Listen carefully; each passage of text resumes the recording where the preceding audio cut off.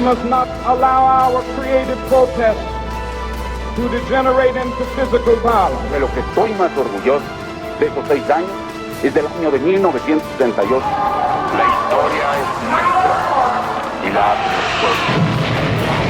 There's many ways of promoting peace. Do everything for peace. Kiss for peace or smile for peace. So geht's zu brauchen und nichts anderes. Unir nuestras luchas no para cambiar un gobierno, sino para derrocarlo. La policía está utilizando gases lacrimógenos contra el grupo de manifestantes. Today, our fellow citizens, our way of life, our very freedom came under attack in a series of deliberate and deadly terrorist acts. La policía ha vuelto a mostrar su peor cara. ¡Tenemos memoria! Nosotros actuamos por indicación siempre política.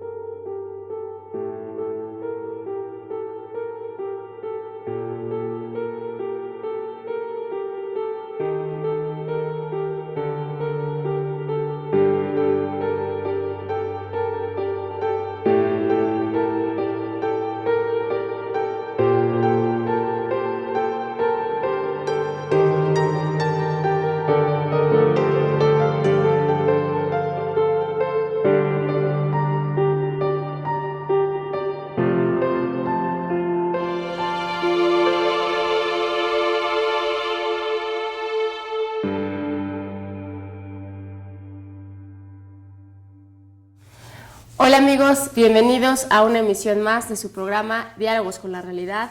Hoy tenemos un programa muy interesante, estamos con el doctor Sánchez Carbó, quien nos va a hablar un poco del tema de literatura y poder. Pepe, coordinador de la licenciatura de Literatura y Filosofía de la Universidad Iberoamericana, así como también coordinador de la maestría de Letras Hispánicas de la misma universidad. Bienvenido Pepe, gracias por aceptar nuestra invitación. Y bueno, vamos a entrar al tema que nos compete. Te voy a hacer una serie de preguntas que creo que son bastante escabrosas, pero sé que saldrás a bien con ellas. Sobre todo porque el tema es un poco delicado. Literatura y poder. Pepe, ¿hacer literatura es proponer una mentira? Bien, Anel, pues sí, muchas gracias por la invitación. Y bueno, la literatura entendida en el plano de la ficción, pues está, digamos, enmarcándose en ese plano de la mentira, digamos, entre comillas, y lo entrecomillo, porque habría que dimensionarlo. Porque si bien la literatura cuenta estas historias que surgen de la imaginación de algún escritor, de un autor, sean historias con ancladas en la realidad, con la lógica en la que nosotros nos desenvolvemos, o historias fantásticas con otras leyes, con otras reglas, como serían pues el mundo de la literatura, por ejemplo, artúrica, con dragones, princesas, o el mundo fantástico del Señor de los Anillos, en fin, o el mundo de la ciencia ficción, un poco proyectándose hacia el futuro. Pues sí, efectivamente sería una ficción, es decir, pero entendida en este sentido de que están planteando mundos, están construyendo mundos. Ahora, ¿qué tiene de verdad o qué podría proponer de verdad la literatura? Pues, en primer lugar, esas historias sean muy ligadas o estén fuertemente ligadas a la realidad o no, como sería el caso de la literatura fantástica o la ciencia ficción, fueron escritas en un contexto determinado. Y ese contexto determinado, de alguna manera también repercute o tiene influencia en el escritor y nos está diciendo algo sobre la sociedad que le tocó vivir a ese escritor.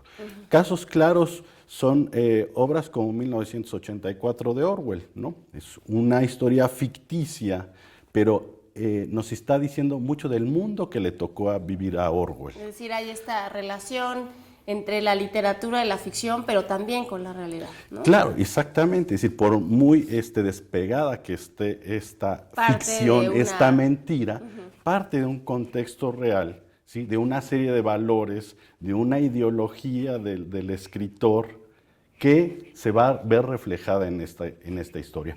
Ahora, el lector puede leer y puede aceptar este mundo únicamente como una fantasía, como una evasión, como un entretenimiento. Pero otro tipo de lector puede profundizar más y tratar de ver, bueno, ¿qué nos está diciendo? ¿Qué valores nos está transmitiendo? ¿Qué tipo de sociedad nos está transmitiendo este escritor con esta literatura? Ahora, lo que siente el lector, esas emociones que le despierta la literatura, son verdaderas, son auténticas, ¿no? O sea, ¿tú crees que de esa ficción pasamos a una realidad? De tal manera que la cuestión ahora sería si la literatura imita la realidad o si la realidad imita a la literatura. Yo creo que es recíproco en el entendido que mencionaba hace un momento. El escritor no se puede escapar de su contexto, de su realidad, como el lector no se puede escapar de su contexto y de su realidad. Entonces, muchas veces es claro que la literatura o el arte trataba de hacer una representación de la realidad. Es decir, muchas veces se ha entendido el arte como subordinado a la realidad, ¿no? Tratar de reflejar estas dos tazas tal cual son, a través de una pintura o a través de una descripción. Pero hay otra posibilidad de entender el arte como una realidad misma, que yo creo que fue un poco lo que pretendieron, por ejemplo, los movimientos de vanguardia, es decir, romper con esta subordinación de la realidad y convertirse el arte en una misma realidad por sí misma, por sí sola. Hablamos entonces de este concepto orteliano que se me viene ahora a la cabeza, el arte por el arte. El arte por el arte un poco fue esa búsqueda, que lo decía también Habermas. Si nosotros queremos entender la modernidad en el arte, debemos de entenderla como una emancipación del arte. Es decir, la emancipación del arte en relación a la religión, en relación a la política, en relación a la filosofía, hasta volcarse. Viene un tema, perdón que te interrumpa, pero creo que viene un tema interesante. Si entonces la literatura es una parte, hablando en este caso de literatura, hablamos ya de las bellas artes, pero ahora hablamos específicamente de la literatura. Si esta literatura puede ser autónoma, es decir, si hablamos de un arte por el arte, como en el caso que tú dices Habermas o nos referimos a Ortega, hablamos de esta literatura que tiene una autonomía y por lo tanto un poder propio. Y cuando hablo de poder, entonces la pregunta sería, ¿tú crees que la literatura como tal, como autónoma, es peligrosa en el sentido de que puede ser una herramienta que, digamos, para ejercer cierto tipo de poder?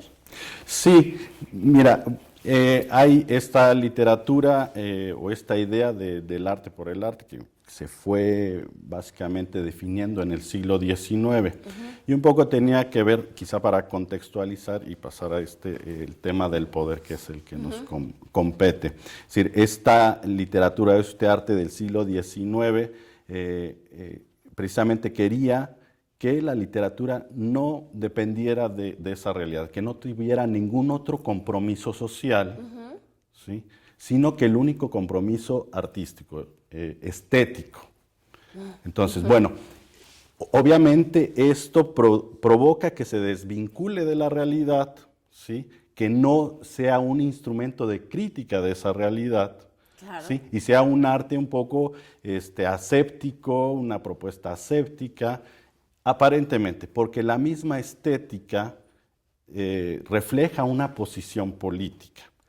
Si quieres atender esa realidad o no, vas a plantear formas de expresión artística que conllevan en lo profundo, en lo hondo, una posición política. Hablamos en este caso, de la deshumanización del arte, en el sentido estricto en que la obra de arte, de alguna manera, parece ajena al espectador, ¿no? Desligado. O sea, el espectador, hablamos de este arte moderno, en donde el espectador al ver la obra de arte y no verse reflejado en ella, siente incluso enojo, ¿no? Hay un enojo de parte del espectador hacia la obra de arte, porque lo que se encuentra es un arte deshumanizado, ¿no? La cuestión esta de la deshumanización del arte, que como dices, llegará hasta hace finales del siglo XX, de la discusión, e incluso inicios del siglo XXI, pero justamente cuando este arte, lo que ahora estaba remitiendo, ¿no? Se autonomiza y entonces, aunque sea un arte abstracto, incluso un arte moderno, por así llamarlo, donde el espectador no encuentra una relación con la obra, el arte funge con una función y la estética, de alguna manera, tiene una estética social, política, económica, cultural. Sí, sin duda. Cualquier posición desde esta perspectiva, pues no puede desvincularse de esa posibilidad política. Ahora, la literatura, así como el arte, tiene toda esta amplia gama de posibilidades y de expresiones, ¿no? El escritor se puede convertir en un crítico de su sociedad, ¿no? Y puede escribir para que se pueda comunicar con ese lector, con ese espectador, hacer un arte más accesible, o puede plantear por el otro lado un arte conceptual. Ese arte conceptual que no solo se restringe a la observación del objeto, o la lectura del texto, sino que requiere de un conjunto quizá de claves, de ligas, de conocimientos, para entender hacia dónde se dirige ese arte abstracto, por ejemplo, qué es lo que está rompiendo, qué es lo que está produciendo, qué es lo que está criticando en términos estéticos o políticos, ¿no? Entonces, sería otra de las posibilidades. Un poco en este sentido, el arte, la literatura tiene un poder sobre el lector, sobre el espectador, pero el lector puede aceptar o rechazar esa propuesta. Este poder es un poder legítimo porque no se te impone, sino que tú tienes esa posibilidad de aceptarlo. Pero ¿no? en el caso aquí yo haré una pregunta que creo que, bueno, podríamos entrar aquí en debate, que de eso se trata, con lo cual entremos en debate. La cuestión es si ese poder es legítimo y no se da en este caso al lector de una manera autoritaria, sino es un poder que él toma o deja. ¿Realmente tú crees que ese poder se da libremente, o tú crees que existe una industria cultural, en este caso, que impone y hace pensar al lector que tiene un poder que no tiene? Esa es la otra cara de la moneda, ¿no? Es decir, la literatura no puede entenderse por sí sola como una relación del lector con el texto. Esa relación del lector con el texto está mediada, por ejemplo, por lo que tú dices, una industria editorial. Y una industria editorial que ha ido evolucionando y ha ido transformándose a, digamos, en ciertos casos, impuesto gustos. Exacto. ¿No? Es decir, de los que no te puedes desligar, ¿sí? Que te van marcando, te van normando, y es posible que muchas veces no nos demos cuenta que eso que nos gusta porque alguien nos está diciendo que nos gustara. Y en el caso del cine, bueno, esto es, yo creo que muy claro con este cine hollywoodense.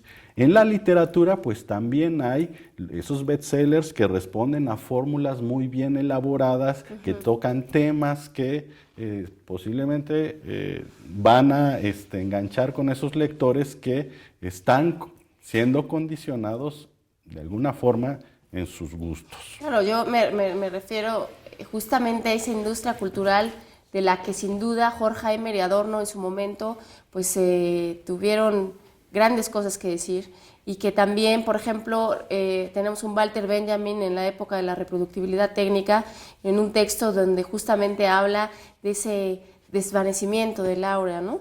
De cuando algo es repetitivo y entonces pierde o no su nivel artístico, ¿no? Cuando hablamos de esta industria cultural, aquí empieza el problema. si el poder fuera realmente un poder, como tú dices, legítimo, no existiría en realidad la polémica de la que hoy venimos a hablar contigo, sino es el otro lado, es decir, existe esta industria cultural que se ha desarrollado mucho en filosofía, este concepto de industria cultural, y cómo esta industria cultural hará que a través de la literatura el lector se vea influido de una u otra manera. Hablabas de los textos, por ejemplo, de los textos de las películas hollywoodenses. Existen sin duda alguna textos hollywoodenses. Nosotros en la industria editorial podemos hablar de productos cual shampoos para que se vendan, para que se coloquen. Y creo que la industria editorial está muy consciente de que existen ese tipo de productos y además no solo hay una conciencia, sino hay una necesidad y una búsqueda de este tipo de productos que lo que generan es riqueza, ¿no? Claro. Sin embargo, hay productos de este tipo que creo que no son tan dañinos a la sociedad como otros que sin duda alguna son excesivamente dañinos. Entonces, creo que aquí lo interesante sería analizar hasta qué punto esta literatura que hoy en el siglo XXI tenemos es una literatura libre, autónoma, con un poder legítimo, y hasta qué punto esta literatura que tenemos es este resultado hollywoodense, este resultado donde nos dicen qué se tiene o qué no se tiene que hacer. Me parece que aquí hay una cuestión harto importante que analizar. Sí, bueno, por un lado también, respecto a esta industria editorial en concreto, habría que pensar también que esa industria responde a otros intereses. Es decir, también dentro de sistemas de pensamiento, por ejemplo. Y que esta industria editorial también, o muchas veces, no se cuestiona eso. Es decir, ¿a qué sistema de pensamiento está respondiendo? Sino que lo reproduce porque este sistema de alguna manera está muy bien afinado. Y hablamos de esta reproductibilidad y quiero seguir hablando contigo de este tema porque me parece que es súper interesante, sobre todo lo que tocamos ahora, pero ¿qué te parece si vamos a un corte y volvemos ahora? Bueno, ya volvimos, Diálogos con la Realidad.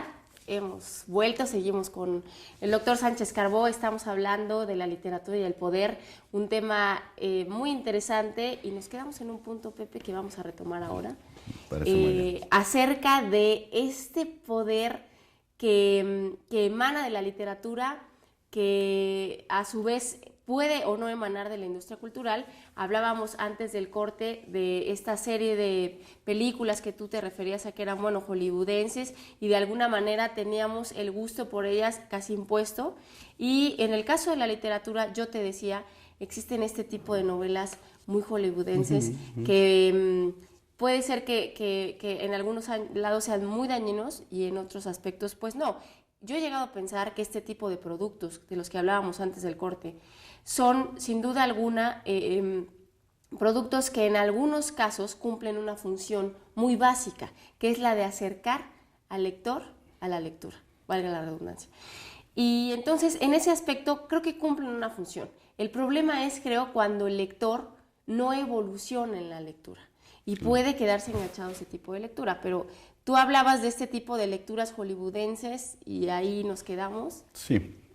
Dime. Bien, en este tipo de literatura en específico cumple esa función y hemos visto el caso muy claro con una reciente saga de novelas con Harry Potter, ¿no? Es decir, ¿cuál fue su función? Bueno, que formó o contribuyó a que muchos niños jóvenes se acercaran a la literatura. Como tú dices, muchos de ellos evolucionaron en el sentido de que ese libro los llevó o los fue llevando a otros y a otros libros. En otros casos, pues no sucedió así. Ahora, por otra parte, yo más bien me iría al asunto de los escritores que precisamente están comprometidos con una propuesta estética o con una propuesta de lectura de la realidad que les tocó vivir. No con estos escritores, que los hay, que sí conciben a la literatura como un producto y que quieren ser grandes vendedores de libros, ¿no? Entonces, una fórmula fácil es seguir o ajustarse a ciertas fórmulas de literarias que puedan ser entretenidas y funcionales, atractivas. Y por otro lado está el otro escritor que sí quiere vender, pero sin ceder nada de su honestidad intelectual. ¿Cómo haces eso? Bueno, 100 años de soledad de García Márquez es un caso representativo de lo que te menciono. Es el libro de la literatura hispanoamericana que más se ha vendido, ¿no? Es una obra, una novela sumamente entretenida, con una propuesta estética, temática, inédita, sumamente original, por momentos una lectura también desafiante. Es decir, te va planteando como lector algunos retos, y ha sido un bestseller, ¿no? Igual muchos de las, pienso ahora en los escritores del boom, lograron ligar ese compromiso estético con altas ventas. Obviamente que también el boom es un fenómeno editorial, claro. No lo podemos obviar. Es decir, el boom de la literatura hispanoamericana pues viene acompañado de ciertas estrategias editoriales, de editoriales españolas en específico, de premios literarios, de agentes literarios. Entonces también fueron acompañados de esto. Entonces, hay escritores que con su propuesta, con su originalidad o su honestidad, han logrado vender muchos libros. Sí, ¿no? Sin duda alguna. Y entonces, pensando en este tipo de lectores, ya hablamos de dos lectores y hablamos de dos tipos de escritores. De aquel escritor que se prepara para hacer un bestseller, que sea capaz de vender miles de ejemplares, y de aquel escritor comprometido que, aunque no está exento de querer vender, lanza una propuesta y quizá de una manera más modesta logrará vender lo que los otros, pero es este otro tipo de lector que le recepta, ¿no? O sea, son dos tipos de lectores diferentes. Entonces, ahora, la cuestión y lo que se me haría interesante saber tu punto de vista es, ¿tú crees que la sociedad educa a la gente para tener el gusto hacia un tipo de lectura o hacia otro tipo de lectura? O sea, ¿crees que estamos haciendo lo correcto? Bien, la literatura ha sido un medio que durante siglos ha sido utilizada precisamente para educar o para adoctrinar incluso. Es decir, y no es la sociedad, es decir, sino son grupos en el poder que deciden por dónde debe ir o qué valores debemos inculcar, qué valores debemos favorecer, en fin. Entonces, uno de los aspectos de los que se valen es la literatura, ¿no? Si la literatura sí ha tenido siempre una función didáctica y que ha sido aprovechada por estos grupos en el poder y que están privilegiando algo. Y cuando esa literatura, en casos extremos, en el caso de los totalitarismos, esa literatura se sale de la norma, de esa verdad que está construyendo un grupo de poder.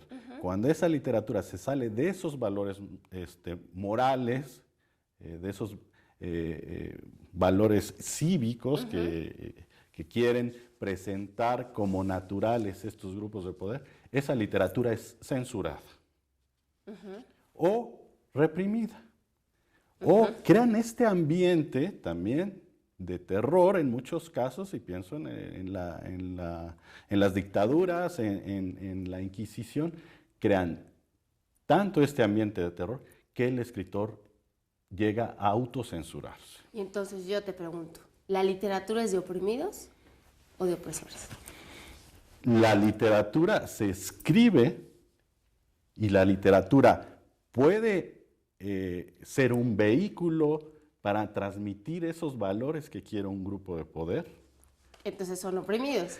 Pero la literatura también, sin duda, no puede ser controlada y va a ejercer una resistencia. Siempre va a haber expresiones de resistencia, de denuncia, de disidencia a esos sistemas de pensamiento que se quieren imponer, porque así ha sido un poco histórico. Digamos que esta literatura de la que estamos hablando tiene esas dos caras, esa cara de los oprimidos, pero también esa cara de los opresores. O sea, es esta doble lectura de la literatura, y entonces la pregunta es decir, bueno, si la literatura a veces funge como opresor a una sociedad y le dice qué tiene lo que estás diciendo, qué principios o qué valores deben de imperar en ese momento, y le marca el camino.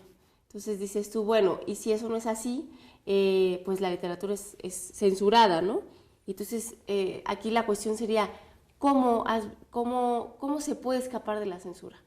Y sobre todo tú como literato, ¿cómo has visto que a lo largo de la historia de la literatura se escape de la censura? O sea, ¿cuál ha sido la manera de la literatura de escapar de ahí?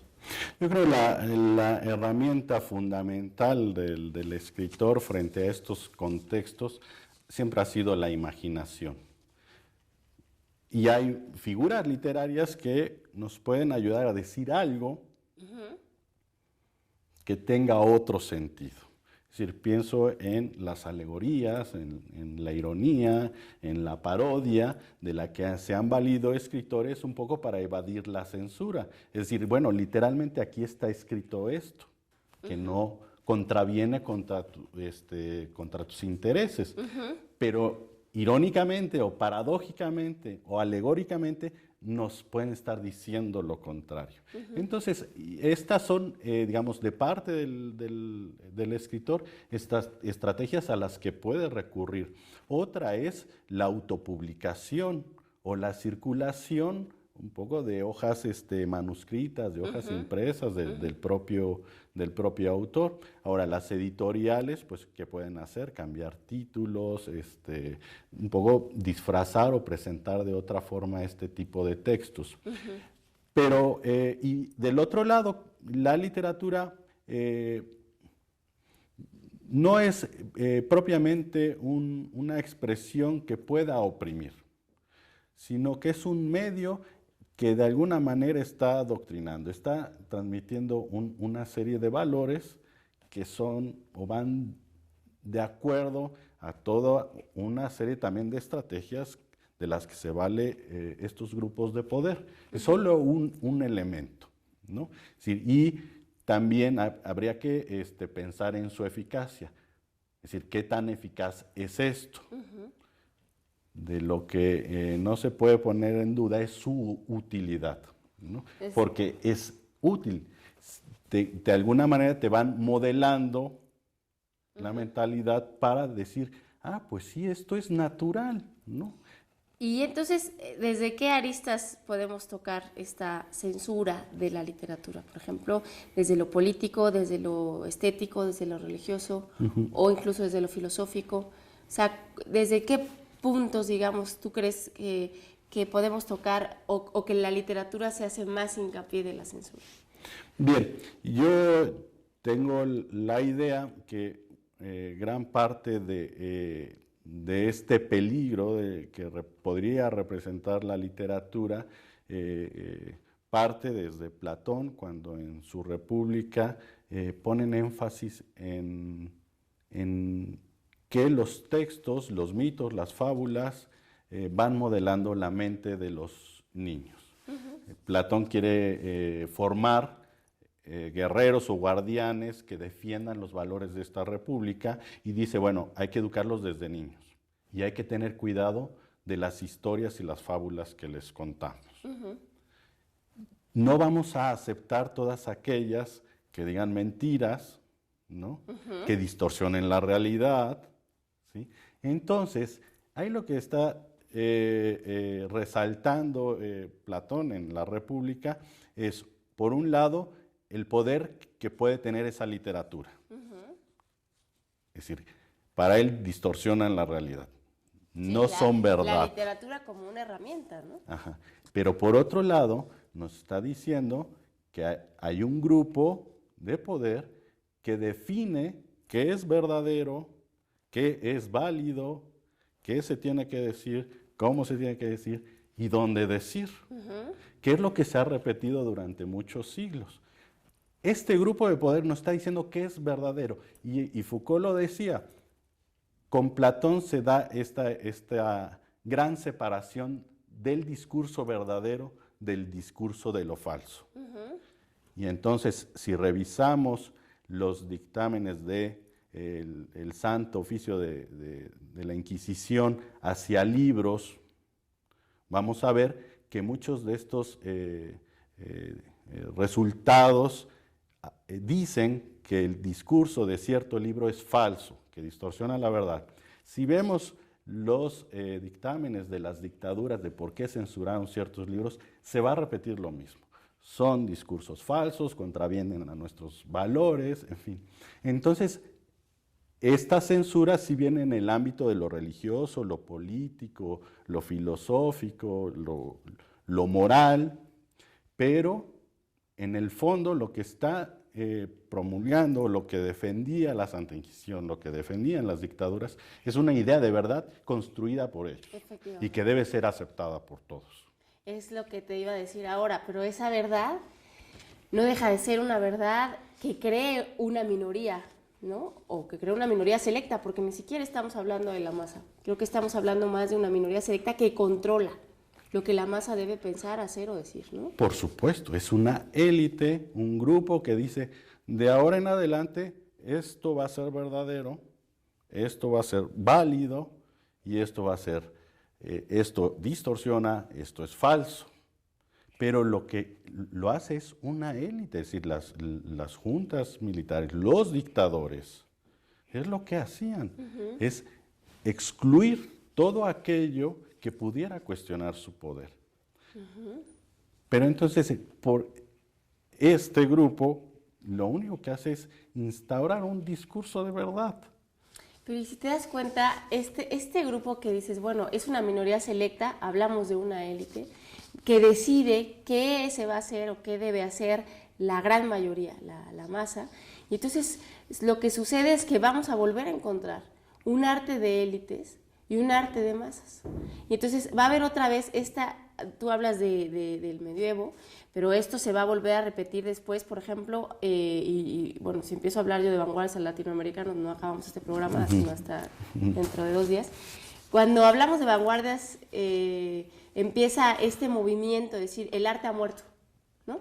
El arte ha muerto, aquel arte burgués, aquel arte clásico, ha muerto, ¿no? Entonces, ha muerto no en el sentido, decía Sánchez Vázquez, de que ha muerto, o sea, eso es una lectura falsa. Claro. Ha muerto en el sentido de que las leyes que le rigen, o de lo que se impone, o de lo que dice aquella burguesía, burgueses, debe cambiar, ¿no? El arte para todos. Sin embargo, cuando el arte pasa a la vanguardia, creo que lo que vuelve a producir es el mismo fenómeno que ahora mismo estabas remitiéndote tú.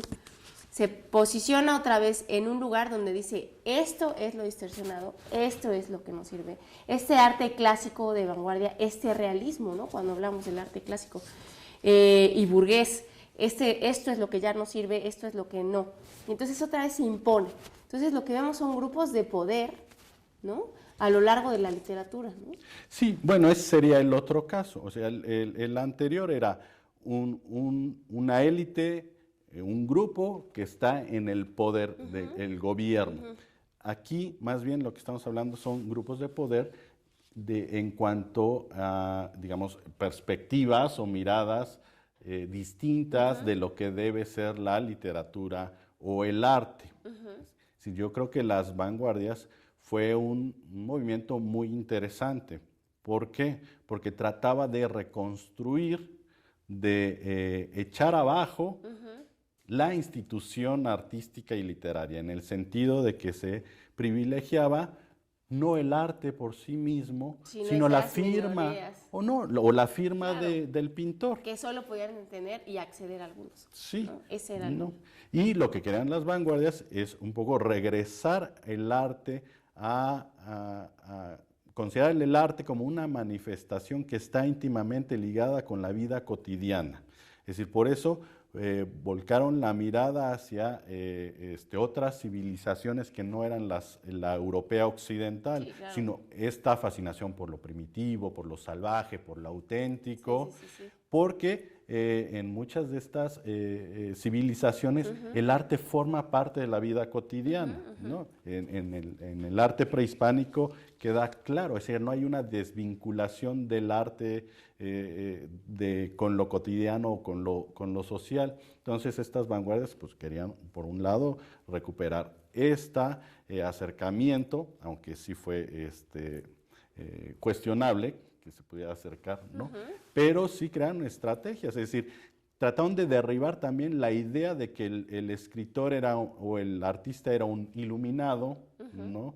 Un genio, ¿no? Un iluminado para por ejemplo, el Renacimiento o la Edad Media, o un genio para la época de la Ilustración. Dijeron, pues ni lo uno ni lo otro, sino que el arte, el artista, el escritor, es un ser lleno de imaginación. Y la inspiración, pues se puede obtener no cuando la divinidad te habla, no cuando la musa te habla, no cuando haces un trabajo sumamente racional, sino que también la inspiración la podemos obtener a través del sueño, a través del azar, y crearon, digamos, una serie de estrategias que querían que repercutieran en la población para hacer sentir que otras personas pueden hacer arte, ¿no? Entonces pienso en estas estrategias como el collage, las vanguardias. Claro. Es decir, es recomponer o descontextualizar ciertos objetos para situarlos en otro contexto. En definitiva, sí, la vanguardia ha sido un movimiento interesante, podría entrar en polémica. Es decir, creo que la vanguardia tuvo una intención buena, hablando de descentralizar el arte del poder, ¿no? Sin embargo, creo, y no sé si me das la razón o no, que a la larga se volvió a colocar en ese mismo poder. Pero de esto vamos a seguir hablando más adelante. ¿Qué te parece si vamos a un corte y regresamos? Bueno, ya volvimos aquí a Diálogos con la Realidad. Estamos en una magnífica charla con el doctor Sánchez Carbó acerca de la literatura y el poder.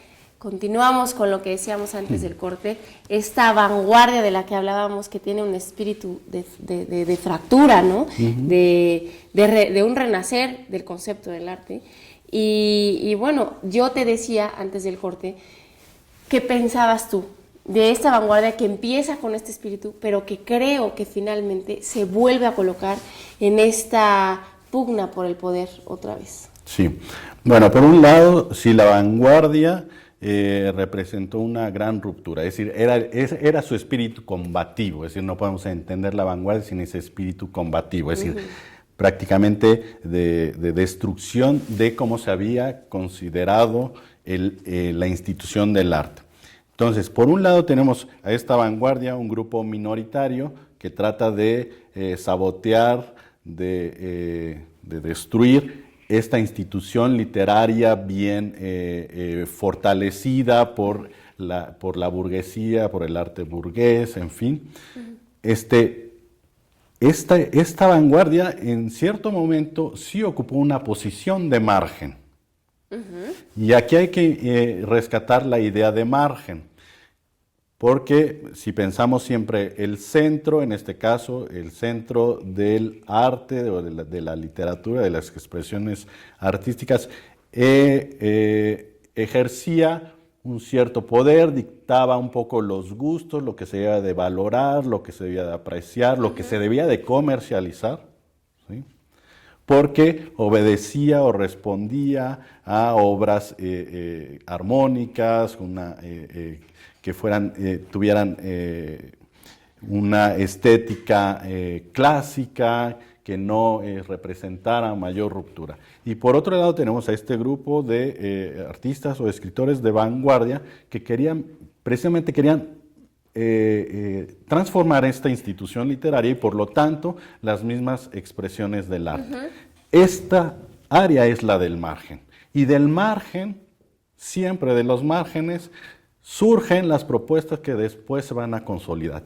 Eso es un hecho casi repetido en muchos movimientos artísticos y literarios. Esta vanguardia a principios del siglo XX, pues sí, logra esta transformación, logra abrir otras posibilidades de concebir el arte, ¿no? Muchas de ellas pueden ser controvertidas, pero uno piensa en la literatura, en el arte de esta vanguardia, es lo que marcó gran parte de lo que sería la literatura y el arte del siglo XX. ¿A qué me refiero? Que si la vanguardia era margen a principios del siglo XX, para la década de los 60, con lo que se conoce como la neovanguardia, ¿sí?, se empezó a convertir en una norma. Es decir, en algo habitual, pero atenuado. Es decir, no tenían el espíritu combativo, pero sí tenían las estrategias de ruptura. O sea, esta idea inicial de Hernán Gómez de la Serna, ¿no? Cuando habla de los sismos y empieza todo esto. Los sismos. En realidad, cuando llega esta neovanguardia, es esta nueva posición, como tú dices, ¿no?, que edita. Sí, ¿no? Es decir, un poco atenuada, ¿no? Los escritores del boom se valieron de estas estrategias de vanguardia. ¿Sí? Mientras la literatura de vanguardia trataba de romper con la novela tradicional, con la historia lineal, y se olvidaban un poco de contar algo, sino que más bien planteaban estructuras o narrativas muy fragmentadas, muy complejas en algún momento, porque querían desafiar, decían, bueno, queremos que el lector participe en la construcción del sentido de este texto. En el boom, pues retomaron estas estrategias fragmentadas, de perspectivas múltiples, en fin, pero sí nos contaban historias, ¿no? 100 años de soledad, o La ciudad y los perros, o La región más transparente, recurren a estas estrategias que plantearon los escritores de vanguardia o durante la época de las vanguardias, pero también nos están contando historias que muchas veces están ligadas con esa realidad latinoamericana. Sí, que representan y aportan dentro de su realidad, ¿no? Sí, pero fíjate, en los márgenes surgen este tipo de propuestas que obviamente después se van a consolidar. Y es, yo creo, parte de los ciclos del arte. Y por ejemplo, Pepe, frente a todo esto que estamos hablando, que si llega un movimiento y se vuelve a colocar, y llega otro y se vuelve a colocar, porque después de eso, bueno, ya de la último creo que podemos hablar de la generación del crack, ¿no? Entonces, otra vez se vuelve a colocar tenuemente, o sea, no es esta cuestión invasiva hacia el lector, pero sí, y bueno, anteriormente está la Beatle, en la poesía, etcétera, etcétera. Todos estos movimientos que de alguna manera van imperando. ¿Cómo debe situarse un lector frente a la obra literaria entonces? ¿Cómo? O sea, yo, lector, no conocedor de literatura, como es tu caso, sino el simple y llano lector. Bien, pues por un lado yo creo que hay que tener pues una actitud más abierta, porque lo que sucede muchas veces que el lector al enfrentarse a algo que no le es familiar lo rechaza. Es decir, pero el lector tampoco le está dando la oportunidad al texto, ni el lector quiere, digamos, entrar al juego del texto. Entonces, en este caso de la literatura que le pueda resultar compleja, habría que valorar un poco más, es decir, qué tanto yo me quiero involucrar más en ese texto, o rechazarlo. Si no es familiar, o si no está contando algo que me resulte familiar, que me sea cómodo, pues normalmente vamos rechazando eso, ¿no? Entonces, la literatura sería este mediador este mediador con la realidad? Sí, de alguna forma la literatura pues te da esa posibilidad de mediarte con la realidad, en el sentido de que te presenta mundos, te presenta personas que piensan distinto a ti. Es decir, que no el mundo no es todo, no acaba en lo que te rodea, sino que hay más allá de formas de pensamiento que pueden incluso atacar tus propios valores, ¿no? Pero son formas de pensar diferentes. Y por otro lado, la literatura o la lectura te ayuda a reconocerte a ti mismo, es decir, a reafirmar quizá tu identidad cuando en casos extremos ha sido vulnerada, en el sentido de que ponen en cuestión lo que tú, sociedades o digamos, hablando del poder, estos grupos del poder, por ejemplo en las dictaduras, cuando vulneran tu identidad, la literatura te puede ayudar a reconstruir o a reconfigurar tu identidad, ¿no? Es decir, es un diálogo también contigo mismo, la literatura. La literatura entonces será capaz de transformar la concepción que el individuo tiene sobre sí. Yo creo que sí, es decir, todo va cambiando, todo es dinámico y la literatura es un elemento sin duda, ¿no?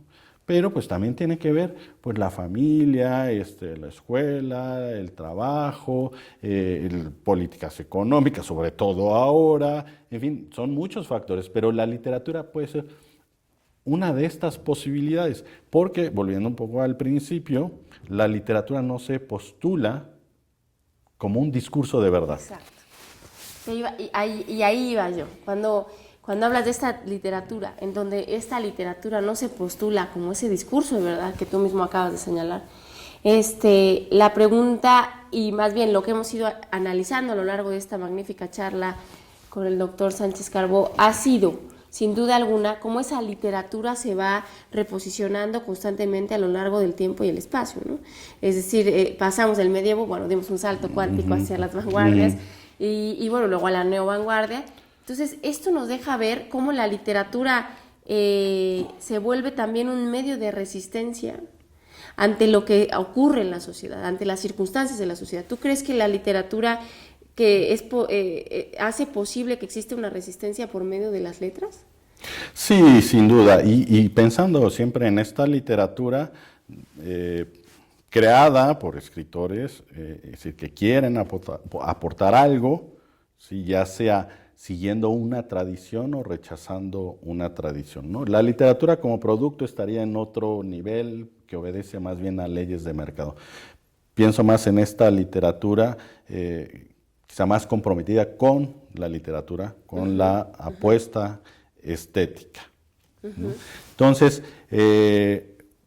esta literatura se convierte en muchas ocasiones como un medio de resistencia frente a discursos que quieren ser impuestos o que son canonizados, ¿no? O postulados como el ideal. Y esta resistencia opera en el ámbito de lo estético, como hablamos de las vanguardias, en el ámbito de lo político, ¿no? La literatura testimonial, la literatura del dictador, la literatura de las guerrillas, la nueva novela histórica, digamos, están haciendo resistencia hacia discursos oficiales, hacia unas posturas políticas en concreto, por ejemplo, ¿no? O en el ámbito de lo religioso, ¿no? Es decir, la literatura también como una expresión o una forma de disidencia frente a ciertos dogmatismos, por ejemplo, religiosos, o también en el ámbito de lo filosófico, ¿no?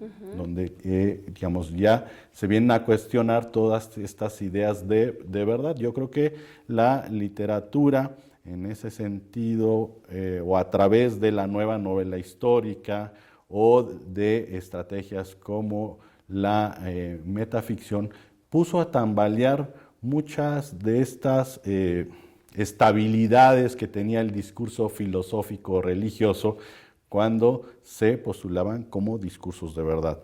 ¿Por qué los puso a tambalear? Porque no dejan de ser construcciones, ¿sí? Narrativas o interpretaciones de esa realidad.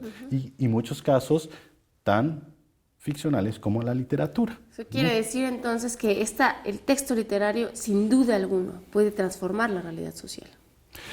Yo creo que sí, pero habría que siempre considerar lo que es parte de un todo. De un elemento donde intervienen muchas otras cuestiones y de momentos en concreto, es decir, de coordenadas espaciotemporales, ¿no? Es decir, en qué sociedad, en qué momento, ¿no? Y con quién, ¿no? Pero, digamos, la literatura en algún momento también representa esperanza, ¿no? Es decir, aventura nuevos cambios, normalmente, o aventura posibilidades distópicas, ¿no? Siempre plantean el futuro de forma pues más apocalíptica, claro, ¿no? Viendo las condiciones en las que están viviendo. Yo quisiera concluir con una pregunta, Pepe, que creo que va a resumir en mucho este estudio tuyo que tienes acerca de la literatura y el poder, y el cual todos estamos muy interesados en saber más de esto. Pepe, ¿cómo crees que se puede analizar una obra literaria desde, para, por y con el poder? ¿Cómo? Bien, yo empezaría planteando estas posibilidades del poder de la literatura en el lector. Es decir, casos como que podemos encontrar casos dramáticos como el de Alonso Quijano, que se convierte por leer novelas de caballerías en el Quijote, ¿no? O Madame Bovary. O estas posibilidades de la literatura, del poder de la literatura, de congregar, de reunir, de integrar a una serie de personas con intereses a veces políticos diversos, pero que los logra congregar en comunidades literarias, ¿no? Bueno, toda esa serie de poderes que desencadena la literatura. Por otro lado, hay que ver qué literatura ha sido censurada, por qué ha sido censurada, ¿no? ¿Qué grupos en el poder o cuál es la idea de república, de Estado de ese grupo en el poder y por qué está censurando cierto tipo de literatura? Y por otro lado, ver qué uso hace este grupo del poder de la literatura a través de las campañas de alfabetización, de los programas de lectura en las escuelas, de los programas de promoción de lectura. Es decir, ¿qué está privilegiando? ¿Qué tipo de texto está privilegiando estos grupos de poder? Es decir, la literatura es peligrosa en la medida de que este grupo de poder o este grupo que está en el poder tiene una idea de verdad de lo que debe ser la sociedad. Pues como podemos ver, es un tema muy largo, un tema muy interesante. Pepe, estaríamos aquí mucho tiempo más hablando. Creo que hemos explotado lo que la gente quiere oír acerca de este tema. Te damos muchísimas las gracias por haber estado en Diálogos con la Realidad. Ha sido un placer tenerte esta vez con nosotros. Y a ustedes les recuerdo que sigan con nosotros viendo otra emisión más de Diálogos con la Realidad, donde veremos otros temas también muy interesantes.